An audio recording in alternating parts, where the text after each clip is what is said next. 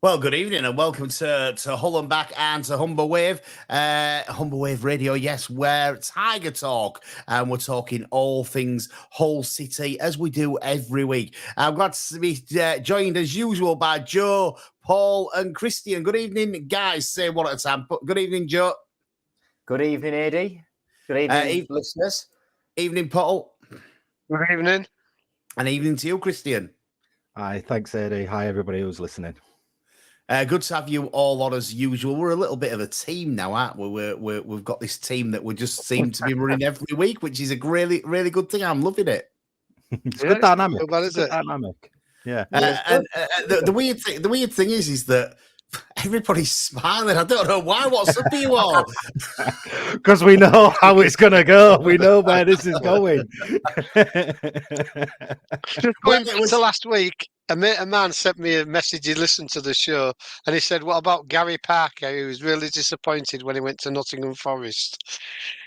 He's a good. Anyway, good shout for your top 11 players. Gary Parker, very good shout, and one that wasn't talked about on the podcast last week. I had some really good feedback actually about the podcast last week. I had a couple of people message me during the week and say how much they enjoyed it. So it was a good feature, and what a good night it was. I really enjoyed that one. It's a pity that we had to play a football game after it, to be honest, and we have got to talk about that this week. So, Mike was in touch with me. He was saying he'd enjoyed it, as was Andrew as well. Andrew, he was in touch, and he said his favourite team, just let's do this before we get into it, was Alan Fettis, Moses Adebayo, Neil Mann, Curtis Davis, Justin Whittle, Huddleston, Boateng, Rocastle, Francis, Windus, and Elliott.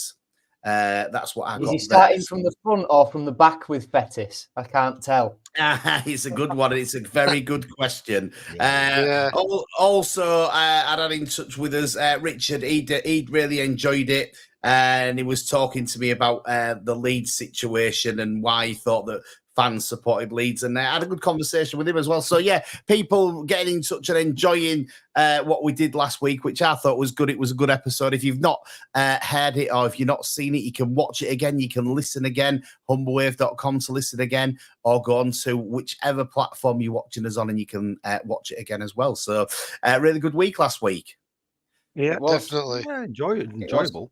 Yeah, you can go back, just to add to what you said, Eddie, you can go back on to Hull and Back YouTube channel, to Hull and Back podcast YouTube channel to find our best 11 episode from last week. Yeah, and a good week it was. So, yeah, we've obviously had a main to Hull and Back episode and lots of things discussed on there. We're going to try and do our take on it now because, you know, they've had their take. Why don't we have our take on it? It was a game on Sunday against Sunderland, ending up in a 1-0 defeat. Christine, you're chomping at the bit. Yeah, no, look, I can't say it. Before we get into that, 1-0, I guess I don't want to say a loss was expected against Sunderland. I'm happy it was only 1-0, I guess. But do I feel we deserved a 1-0 loss? No. A draw, I really, truly felt we deserved a draw. And yeah, I don't want to start this conversation of where I'm going to go down the rabbit hole with a certain referee and their performance, because I think that is going to be definitely a subject that we're going to spend a bit of time on today, because I just can't get it out of my head. You sounded a little bit like Kylie Minogue there. She couldn't get it out of her head because she had it.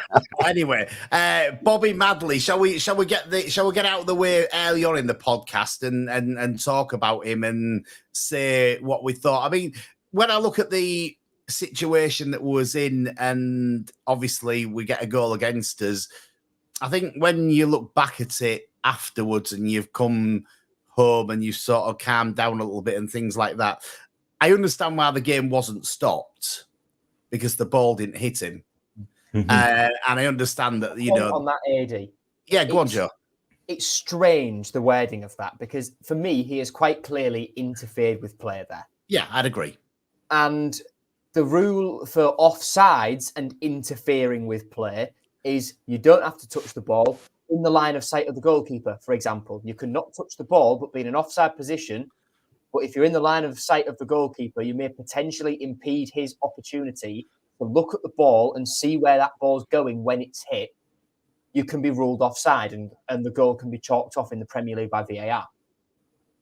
But for the referees, interfering with play takes a whole different form. It means if the ball hits them, then play has to be stopped. Yeah, that's it. So I don't think the wording of the rule helps Bobby Madley out here, because I think he knows, to be fair to him, I think he knows he's interfered with play there. He has impeded Malam's ability to control the ball effectively and see the pass. But because the ball didn't hit him, there was nothing he could do. He couldn't blow up. And it wasn't the only time in the game he did a similar thing. There was one in the first half where he was sort of in the way when Sunderland were knocking the ball about. Chris Padilla managed to pounce on it, and he just sort of struggled to get the ball out from under his feet, and Sunderland had men back. So Sunderland got away with Madley's mishap there. And then there was a second one where he pulled it out for a drop ball, and Christian, you put three fingers up there. There were a couple of occasions, three, that I can remember when he did something similar. So I don't think it's necessarily a Hull City or a Sunderland problem. I think it is definitely a Bobby Madley problem. But I don't think the wording of the rule helps him. I always try to be fair to referees. Did he have a good game? No. Did he get some decisions right? Yes. There were a lot of sort of strong tackles going in for that, both sets of fans were appealing for, and he didn't sort of bow to them. He made the decision what he thought was best on the pitch. And a lot of them, I found myself sitting down and saying, you know what? Good decision, referee. That's a really good tackle, whether it was us who made it or Sunderland. But you can't get past just how he's in the way. And you don't need to watch much of Hull City to know that short corners are a thing we do, because 9 times out of 10, when we have a corner, it goes short. The one time we tried to put it in the box against Sunderland, Balumi put an out-swinging cross in, and Charlie Hughes was chasing back, trying to stop it going out for a throw-in right where Tim Valter was stood. So it's not an uncommon thing for us to try and play it short. But equally, it's not an uncommon place for a referee to stand for a corner. So I think he's sort of a little bit victim of circumstance, yes, and a victim of the rule being loosely worded, and meaning he can't do what maybe he thinks is right. But equally, come on, mate, get out the way. I watched the game last night, Barcelona against Seville, and they took a short corner. The referee's at the other side, so he can see everything that's going on. He's not interfering with play. He should never have been stood in that position. I think that's the problem he's had. If he is, he's got to be 4 or 5 yards further back so that you can allow the players to do whatever they need to do. And I think him standing there, he was in a bad position. I think he should have stood at the other side myself, because then he can see all the game. All the players are virtually in front of him, and he can see what's going on. When he stood there, he's got a limited view, so he's relying heavily on his linesman to pick something up.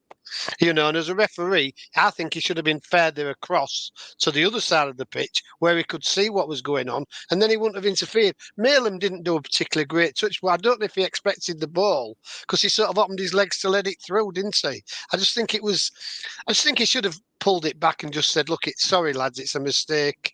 Blown before they got anywhere near the goal, and just left it at that. But he didn't, and the kid, to be fair to him, he's taken it well and finished well. The credit to their player. But I still think he was in the wrong position, especially from a corner.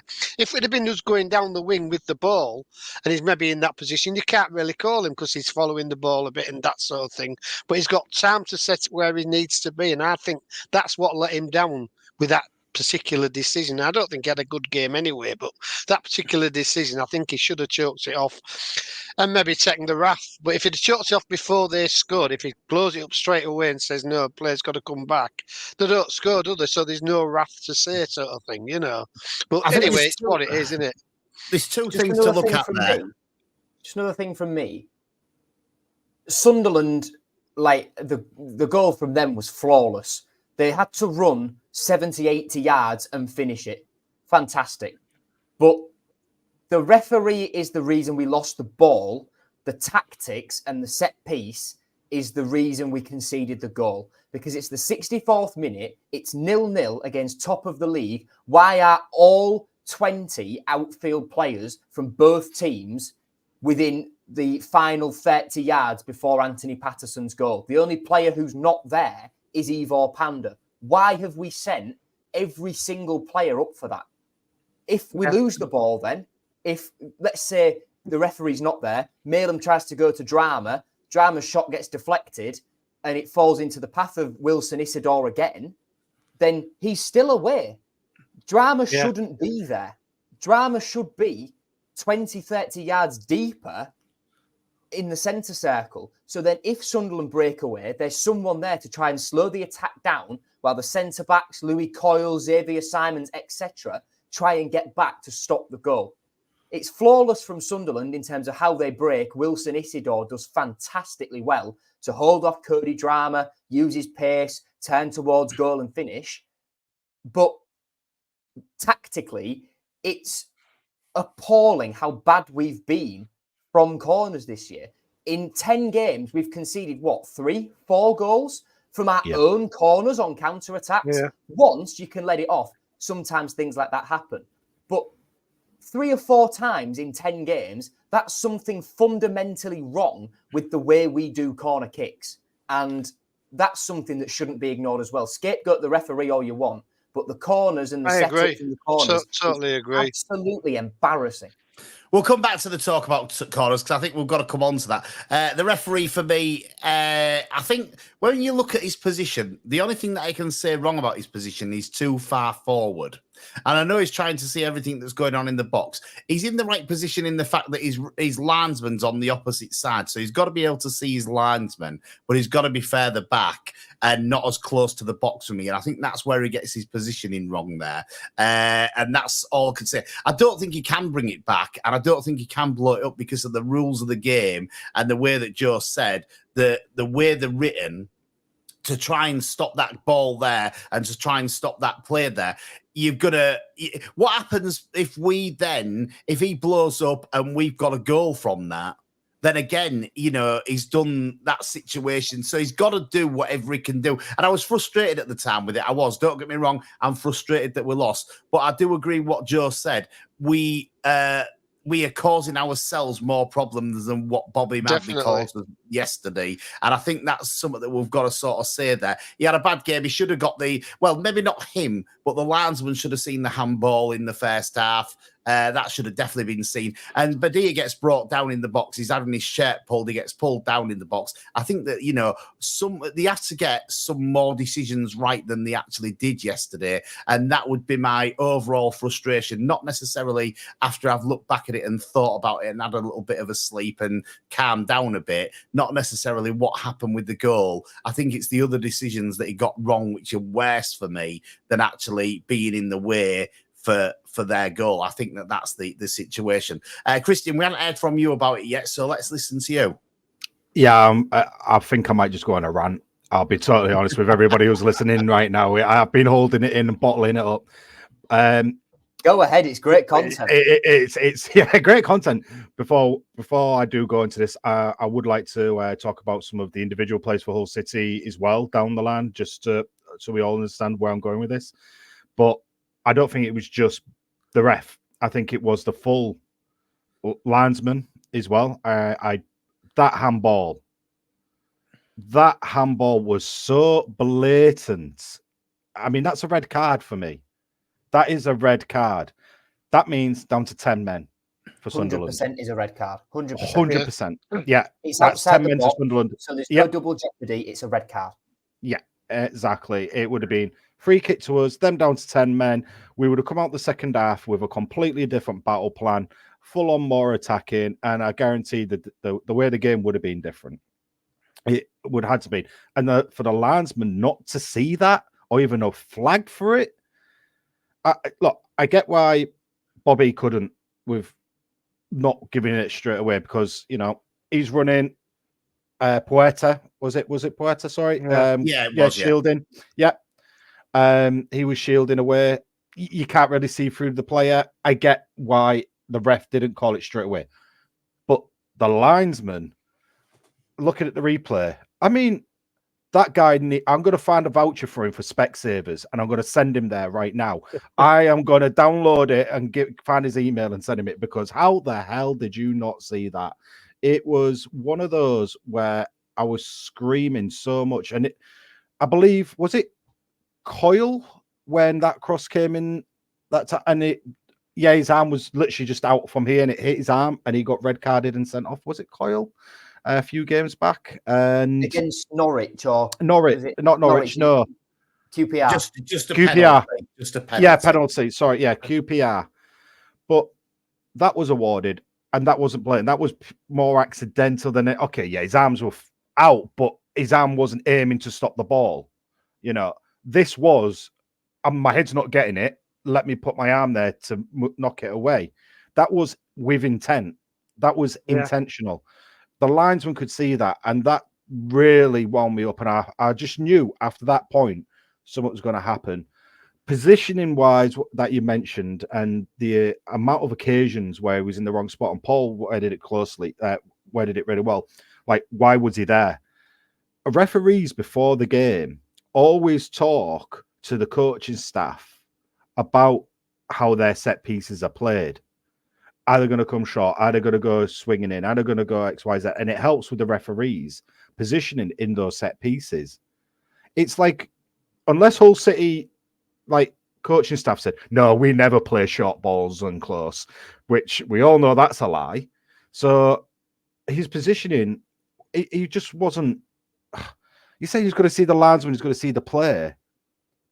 He was that far forward. How could he see what was going on behind him if he was facing that direction? So it's his positioning as a referee. That was poor. And to do it 3 times in one game showed how poorly his positioning was on the pitch. It's like he's had a season off. And I think it does. It's like he's not ref the game. He's usually a really good referee. I do actually normally rate him. I know he had a really bad spell about 5 years ago, and it's one of the reasons why he got sacked from the Premier League. He was the one who sent Umar Niasse off a few years ago, wasn't he? Yeah, he was. Umar Niasse's famous. Yeah, base. Yeah, that's the one. And but he isn't usually that bad. And I think overall it was a bit of a sham by all the officials there on Sunday, and it really did affect the game. That rugby tackle on Miller as well. Yeah, that was a full-on rugby tackle in my opinion. Threw him over his shoulder or something, didn't it? Yeah, it was actually terrible. I would say more violent than anything, wouldn't you, Paul? Like, I thought it was bad. Yeah, definitely. It wasn't a case of stopping play. It was. I don't even know why he's done it, but it was. I think he got carded, but you've got to think should it have been a red card? I know it was late in the game, wasn't it? But I understand. Should it have been a red card? Nonchalant about it. It was like, no, don't do that again. Don't, you naughty boy, have a yellow card. For me, that would have been a serious talking to the way that was, and it was right in front of the linesman as well. Yeah, the linesman should have had the bottle to literally turn around and go, you know what, that was pretty bad. Like, if he did anything again, he needs a telling, and he'll be gone.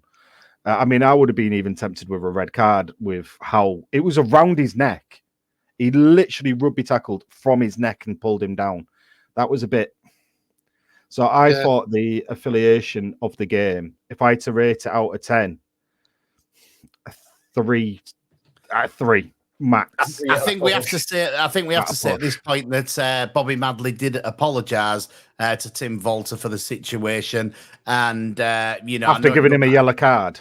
I know it doesn't change anything, and I do understand that, but he did it. We've got to make things fair on here. He did apologise and say that it was he's sorry that it happened, and it ends up being a 1-0 loss. I am interested though to move on from the referee and to find out. I was reading the Amber Circle on Facebook. One of our good friends, Lee Walker, he's on there. I like Lee. He's quite level-headed. he looks at things in a level-headed way, and he's put 10 games into the season. What's everyone think so far? Personally, I'm not a fan of the new head coach or his playing style. And I'm thinking about what he said there, and I'm thinking, do you know, I'm not actually a fan of the head coach. I don't think his personality is coming through as one that if I was a player, I'd be thriving to play under. And I'm just wondering because I've seen this comment earlier from Lee, I thought I'd just mention it on here just to see what your thoughts are. We'll start off with you, Paul. Thanks. Well, good of you. Thank you very much. I don't know. I have nothing against the head coach. I mean, I don't see a great deal of difference between his and Rossinia's. I mean, last year against Stoke, we had no shots on target. This year against Sunderland, we've had no shots on target. You know, it's a similar sort of style. You know, and I don't think this is, heart attack football is there myself. I don't get a heart attack watching it. I mean, I think there's still a lot of work. I do with some of the defensive play. Well, yeah, I think the defence didn't do badly yesterday, though, to be quite honest. I think, they did pretty well. It was the forwards. They don't seem to look up. There was 2 occasions that I can think of. One in the first half, we're going through, I think it was Bellumi was absolutely free. And instead of whoever had the ball, I can't remember, it might have been Malin or somebody. Anyway, he just didn't look up and cross it. And he had a run on ball in the second half. Miller was free, and we go the other way. And you think they should be looking at these sort of things. And I'm sure as a coach, he's telling them this. I can't believe he's saying, well, that's the system I want you to play. Don't pass it to the obvious player. I want you to pass it to the player that's, not obvious. Which the obvious pass is space, isn't it, to put the player through. I have nothing against him at the moment. As I say, I don't see a lot of difference between him and Rossinia. We might have had a few more points under Rossinia. I don't know. But, it's just nothing's really changed greatly, I don't think. And I think 16 players coming in hasn't helped. And I think the same thing would have been under Rossini because we needed a fair few players coming in. He might have got slightly different players. He might have got slightly better players. I don't know. But there's still some decent players there. I just think he's having a problem gelling them, finding out his top team.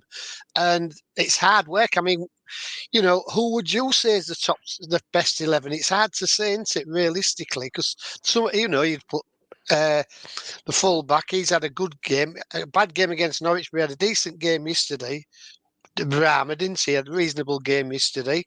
McLaughlin, he was in the team that put Hughes in. Hughes had a bad 20 minutes against Norwich, but he looked quite good yesterday, I thought. So it must be hard as a coach who you're going to put in. So I'm not against the coach, realistically. I think any coach coming in would have had a trouble with Hull City this season with the amount of players going out and the fact that we needed a rebuild. And most of the players that went out, the top players, was all going to go, and we had to replace them. And it's hard to replace like Delap and people like that, Philogene, Morton, and obviously Greaves was always liable to go, wasn't he? So I think I'd give him till Christmas. I think if things don't improve by Christmas, I think his days are numbered. But we didn't work bad yesterday. Second half, I think we was the better team. First half, they was. So I don't think it's a panic situation at the moment. The games we've lost are probably the games we'd expect to lose, aren't they? Sheffield United, Leeds, Norwich away, Sunderland who are playing well. Hopefully not Wednesday night we might get a result or something, but you'd expect a defeat against Burnley, wouldn't you? So them 5 matches, we could have got some out of Sunderland, probably out of them all. I don't think the other games we probably could. So I don't think there's any major problem at the moment. I have nothing against the coach, personally. I think he's, You've had a good go at it, Paul. We'll let somebody else have a go. Fair enough. Before we do let somebody else have a go, Graham Dale says this, and I like this comment. Far too many midfielders not knowing the roles, and as daft as it sounds, I think we have a squad that's too big to manage. Pass it over to you now, Joe. I like that. I was just going to say in my piece, we won't have a stable midfield. Because 1, we don't use them in games, and 2, selection. We've got too many midfielders to keep them all happy. Zambrano, Simons, Puerta, Palmer, Malem, Abdush, Slater, Alzate. I'm probably missing more there, but yeah. And the same goes for on the wings. We've got on the right? Kamara, Balumi, Longman. On the left, we've got Miller, Jarvis, Cynic. That's 6 wingers. You can play 2 in a game. We have got a very, very, very big squad. And you want depth, yes, but we're going to struggle to keep these players happy. Like Finn Burns, that's a loan who we probably won't see again unless maybe McLaughlin moves on in January or Andy Smith goes out on loan in January or we go far in the FA Cup. And that allows him to get some minutes, whether it's in league action where players are rested for a bigger FA Cup game or in the FA Cup itself. It's a very bloated squad. And that's nowhere more evident than in goal, really, because we've got, professional contracts.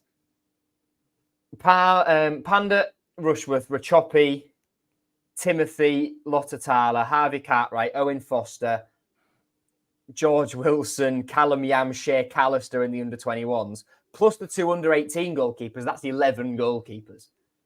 You can make a team with the goalkeepers we've got, which is mind-blowing. And we're going to struggle to keep all of these players happy. Yeah. And, I think our best midfield is with Zambrano in it. And I like Oscar Zambrano. He's brilliant. But the role he plays and the role Simons was playing against Sunderland, I struggle to see a world in which Seri doesn't fit in this team. Because we all made a point of, in the summer, Seri won't fit the system. Seri won't fit the system. Walter doesn't think Seri will fit the system, so he's moved him on. The 2 players who have played that deeper role have done archetypal Jean-Michel Seri passages of play. Zambrano just has more legs than Seri does now, and that comes obviously with Seri's more experience and age. He starts to lose yards of pace. And to bring it back round to Tim Walter, I'm going to take away my assessment of him as the sorry, there's a moth flying around my room. I've just caught it getting. I'm going to take out the interactions I've had with him in pre-season when he was arriving before players came on coaches, because there he wasn't very personable, and you didn't really get a sense of his personality. He didn't really speak to you. He didn't really smile with fans and what have you. But I'm going to take that out of it. Purely football, I'm yet to really see, apart from the Cardiff game, Adjun's attacking heart attack football. And it might come with time, and I think we will gradually get better at this style. It's whether Walter gets that time, because I didn't want to admit it when Liam Rossini was manager and people looking from the outside looking in were saying Hull change managers a lot, because I thought, right, he had to bring in Arveladze because he wanted his own man. That's understandable. And then he had to get rid of Arveladze because it just wasn't working. And he got Rossini, experience as a player, knows English football inside out, young manager, good tactician. He'll be he'll be the steady pair of hands, and that'll be it for the Hull City managerial merry-go-round. And then I got proven wrong in the summer.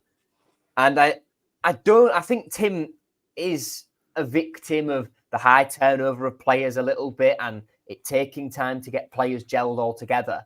And I still think that process is ongoing. I can, potentially see them during the next international break in November, which is a whole nother topic, which I won't get into because I'll just start losing my head about 3 international breaks in 3 months at the start of the season. Joke. Anyway, I could honestly see them going out to Turkey again. I really could, whether it's to Istanbul, Antalya, wherever. I can see them just going out there for a week as a bit more team bonding, just to sort of get to know each other still again and accelerate that building of team cohesion. And as to whether Walter gets the time, it's 10 games in. We all said we'd judge after 10. I think we're worse off than we were last year, but that's probably a virtue of the high turnover. And whether he gets time or not, we'll just have to wait and see. But so far, I've not been blown away in the way that I think a lot of us expected us to be. That's not me hating on Tim or anything like that. It's just we've not set the world alight in the way Adrian suspected we would. But where we're sat in the table now is about where I predicted us to be at the start of the season when I did my table predictions. So at the minute, we're sort of on target, weirdly, despite everything I've just said. 12 points from 10 games played. Hull City 14th in the league at the moment. My thoughts, I'll come to you in a second, Christian, by the way, because I know you haven't had yours there yet. A little bit on my thoughts is the midfield situation. And Joe was talking about Seri, if he was there. The problem that you've got, and we was discussing this after the game and on the walk down Walton Street as we do yesterday, and basically was saying that when you're looking at the midfield, there's nobody actually in the midfield. We don't have anybody in the centre where Seri used to play because he doesn't want somebody to play there. He wants them higher. But having somebody higher doesn't help us because having that player higher, there's nobody to actually receive the ball from the defence and to try and play out. And I think that is a big problem for us this season, is that there's nobody in the middle to take the ball when the defence need to have somebody to play the ball to. The way they'd have to play it to that midfielder, they've got to play a 25-yard ball without it getting intercepted, which is always very, very difficult. So that's one of my thoughts on it. Christian, it's your turn. Yeah, no, I'm going to find this really hard to articulate to people because I don't want to come across as a hater. I don't want to come across as Mr. Negative or over positive about certain situations. So please, everybody that's listening, and you guys even here right now, I'm going to find this pretty hard to articulate because I spent a lot of time last night thinking about the situation after we all even said after 10 games, that's where we're going to judge. And with it being the 10th game, I was judging. And let's start with the team before let's go into the manager situation. Huge squad, 100% agree. Yep, got a massive squad. But is it a squad with huge potential? Yeah, I actually feel this is one of our better squads we've had in quite some time. Some really exciting players like Balumi, who are, be honest, I think we're going to struggle to keep hold of at the end of the season. Zambrano just looks class, you know, and Puerta is only just started coming on, and he looks like a player that will really help us control that midfield. And this is the thing about the midfield, and we're listing off all these midfielders, and it is a crying shame, and it is a full crying shame we are not utilizing our midfield as quality as the players are. Now, is that we're going to reflect on how I feel about Walter? It is a little bit. I don't dislike the guy. I don't think his style is his style. And we can't dispute that. He will not change his style. He has a style that he's going to stick with, he's going to play with, and he's going to keep going at it. Have Hull City improved from the beginning of the season to the game yesterday? 100%. The commentators on Sky were very complimentary, actually, about the improvement of Hull City, because they've actually stated they watched a few games, you know, and they can see how defensively and how more organized we were from the beginning of the season till now. Perfect. We can see that. I can see that. Sorry, I can see that too. I don't know. I don't want to speak for everybody else. And I could definitely see the improvement within the City squad. Do I feel there was an improvement after the quick getaway to Turkey? I actually do. Hughes coming in, that 20-minute spell that I had wasn't the best previously, but Sunday, wow. You know, I thought he was absolutely brilliant. Covered a lot of the pitch. You could tell he was tired afterwards. So individually wise, I'm listing these players off, talking about how we played, and the players are brilliant. So we'll go back to the manager and the coaching staff. Do I feel if we had another manager in charge with a different system in play, something like I don't know, 4-5-1, 4-2-3-1, you know, maybe even 3 at the back, 3-5-2. A 3-5-2 with the players we've got because of all the midfielders, 3 strong centre backs, 2 strikers. Would that suit? Yeah. Will Walters go to that? No. Do I feel if another manager was in charge and would look at the players that he's got and go, right, this would suit this set of lads, and I think we could get a bit more out of it and we could control the game a bit more? I believe I do. And it's not me. Just to sort of play devil's advocate to you, Christian. Yeah. It's not just formation, though, that goes into it. No. But what I'm trying to put across is the amount of players that we've got to utilize the quality of those players that we've got and the numbers that we have, like you just stated, in the midfield and the wings, to keep them happy.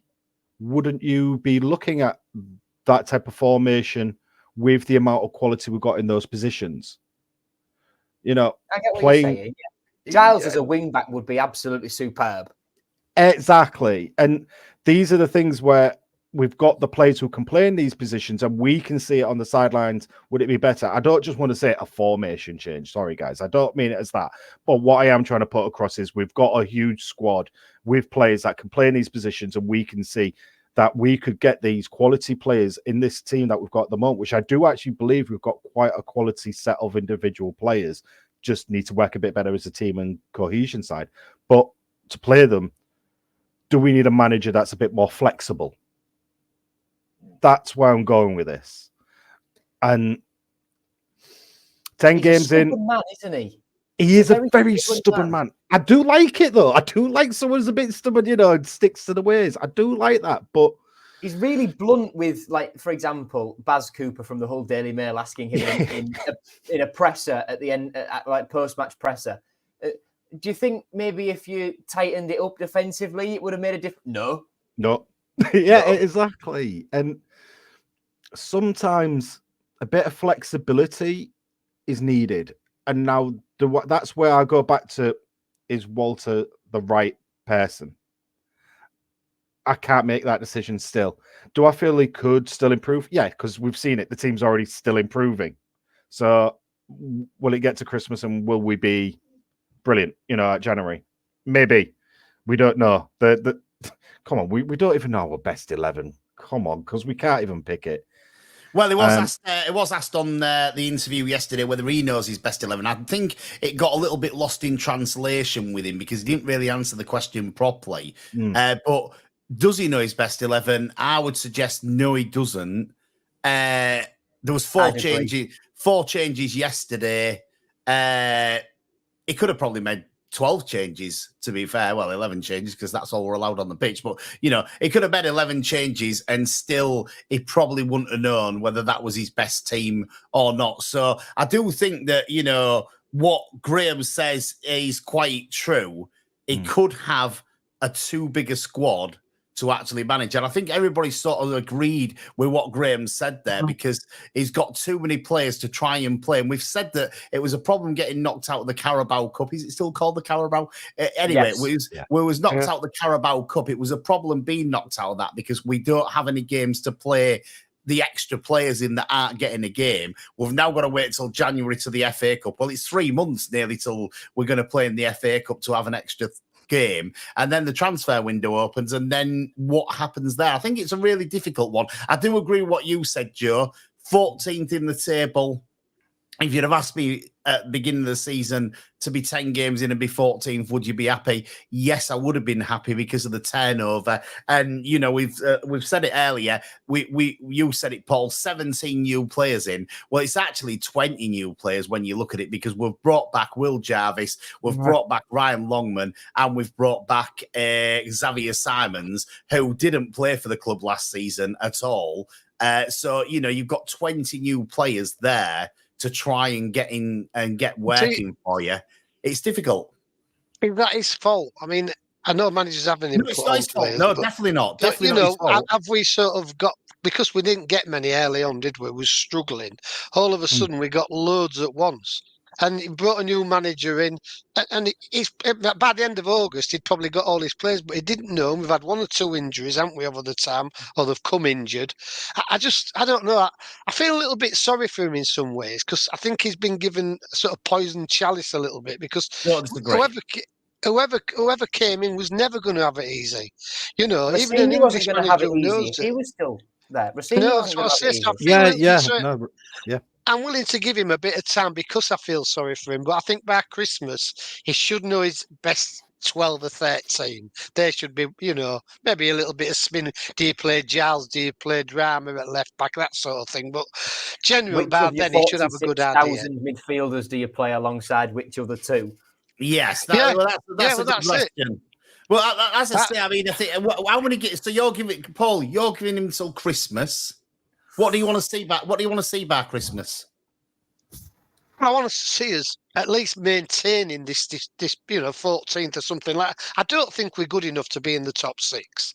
I really don't. I think, before the season started, I don't think he would have put us in even maybe the top 8, to be quite honest. So I think mid-table, with the amount of changes we've had, is probably a fair reflection. If we can get that, get some wins, start to score some goals, because, that's one of the things that's lacking a little bit, isn't it? I mean, Badia, he's not bad, but he did the shot at the bar was okay, but he had a chance in the first half. He had to bring it back on his left, and that really frustrates me when players are totally one-footed and they can't think, well, I've got a chance with my right foot here. I'll hit it first time with my right foot, and they bring it onto the left. There's 3 players stood there and they block it, and it really frustrates me. It's not just Hull City, any team. I think a player should be able to kick with both feet. Maybe not as good. We know everybody has a little, my right foot's better than my left, or in Messi's case, he only had the left foot, didn't he? But he was a bit of an odd person, wasn't he, Messi? Not everybody's as good as him. And I just think, you've got to be able to kick with both feet, or you should be able to. And that's one of the things, we don't seem to shoot enough. Yesterday, we had, do we have 1 shot? Because I think the other thing was a bit of a deflection, what the keeper saved, wasn't it? I think it was sort of a banging 2 together and it blew off. No, that was only, I think that was the only major shot we had, what Balumi hit the bar with. I just think we've got to start shooting a bit more. And people, even Balumi, he's been through, and sometimes on his right foot, he has to bring it onto his left foot. I know it's his stronger foot, and if you've got time, but sometimes you've just got to take that chance, and I don't think we do it often enough. And that ain't down to Walters, I don't think, myself. I think it's just the players, obviously, confidence in the feet. That was a long answer to what you want to see by Christmas, but I'll let you have it. Joe, can we have a shorter answer from you? How long are you giving him? What do you want to see? Tough one. Very tough one, because I'm not really sure myself, to be honest. I think a couple more wins, not fall apart against Burnley would be good if we can put another performance in like Sunderland, which wasn't too bad against a top side. They were the better team, but they didn't outclass us, let's say, like some of us expected that they would, me included. But just some better offensive football than some of what we've seen so far. Like, yes, we had the goals, goal thrillers against Cardiff, QPR and Stoke. But other than that, have we really seen a lot? No, and they were, not the strongest of oppositions. We've got a real opportunity against Derby, Portsmouth and Oxford all in a row, the 3 promoted teams, to try and build some momentum. But they're equally not bankers. Oxford are doing well. Derby have won 11 out of 12 home games. 12. And then there's Portsmouth as well, who won League One at a canter from those lot last year. So but those 3 promoted teams, all one after the other, is an opportunity for us to build some points and show some more good front-footed football and try and keep a clean sheet in one of these games as well. He'd make a good politician, Christian, wouldn't he? Christian, how long are you giving him, and what do you want to see? I'm a little bit with same with Joe. It's really hard to answer. You're a politician as well. I am a little bit, but mine is not more. Mine's more performance based, I believe, than over result based. I think it has to keep on the uptrend of improvement as a team. Let's just say Christmas will be the tell. I'm not going to say it has to do X, Y, Z by Christmas, but I'll say Christmas, January, when it all comes around before the new transfer market opens, not at the bloody end of the transfer market, because that will do our nutting again, and we will all go around in that situation. But have we got space to sign players, though? Because we talk about knowing his best 11. Rushworth is out for 10 weeks. I believe, this is it. An MRI. So, and we're at the max squad space for registered players at 25. We can sign youngsters on permanent deals and they can go in as under 21s players, but we can't sign anyone aged probably about 20 or over to make a difference to this team and register them to play. Someone's got to go. Who will that be? I can see 3 players going. I can see 3 players going. Are you going to say one of them Jarvis? Yes. Well, I think he would be able to, but I'll have to check it because you can't because play of the Irish League situation. Clubs. Exactly, yeah. You can't play for more than 2 clubs in a season. And he didn't technically play for Shelburne before our first game, but I'm not sure what the dates and the rules are. And equally, the Irish League season will have ended. It ends next month. By the time the January transfer window opens, it's done. So whether that counts towards it at that point, I don't know. I'm not sure on the rules on it, but I'm not sure whether Jarvis can actually be loaned out again or not. That's the area of that one. But no, I would still say with respect to that, I'd say he's got till Christmas. It's not going to be as result based. I think 14th, I'm not saying I'm happy with, but I'm saying it's where I expect it to be right now. I would be a lot more happier at 10th. Well, everyone, of course, we would be, but I would have expected with the players we've got 10th. Town we've had 14th. Yeah, I understand that. So we're in and around where we should be. But if it gets any worse, it'll be gone. I will say that it'll be gone. He will.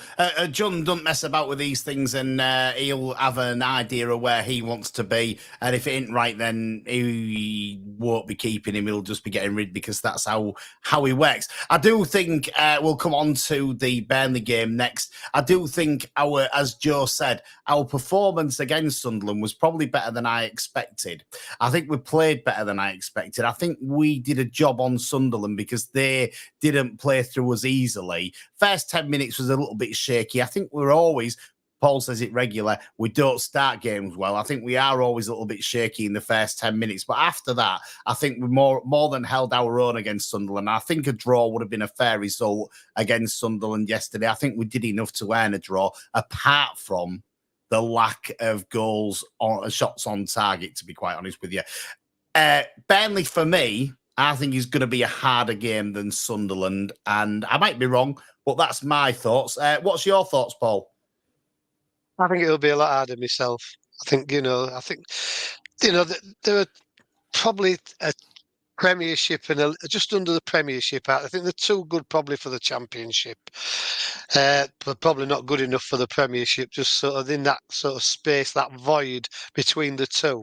I think that, they're going to be a harder task. I think they've got more goals in them than Sunderland. I know Sunderland can score goals, but I thought we did pretty well against Sunderland, to be quite honest. They didn't have many clear-cut chances, and I think we defended quite well. Now, whether Hughes is going to be the person that steadies the defence a little bit, because he did look really good yesterday.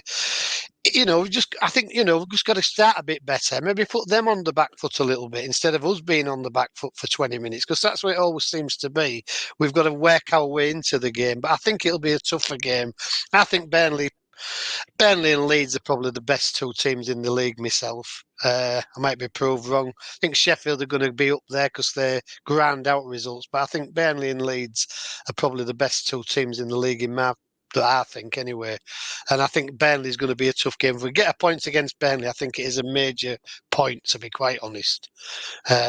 because I think they're going to be the team to beat. They don't let many goals in, and they have got goals up front. I just think they're a tough team. It'll be a tough game. Hopefully, we can get some out of it.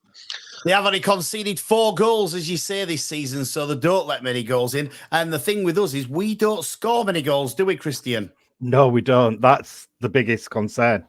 Burnley will be, I think they're going to be a lot harder than Sunderland.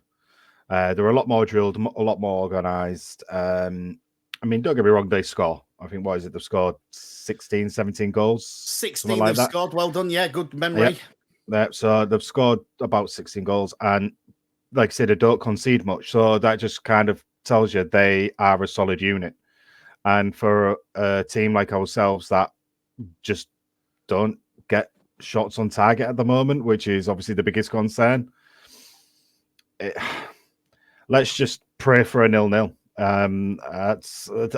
Well, let's pray for a goal first, but let's hope for a 0-0 because I don't see us at the moment where the goals are going to come from, and it needs to be looked into a bit more. That's why, I was kind of shocked with Bidia staying on as much as he did. Yes, on Sunday. I was as well. I was. I thought Bairstow would have suited the attack a bit more, and I agree. I thought Pedro would have got on earlier as well. He only got 5 minutes.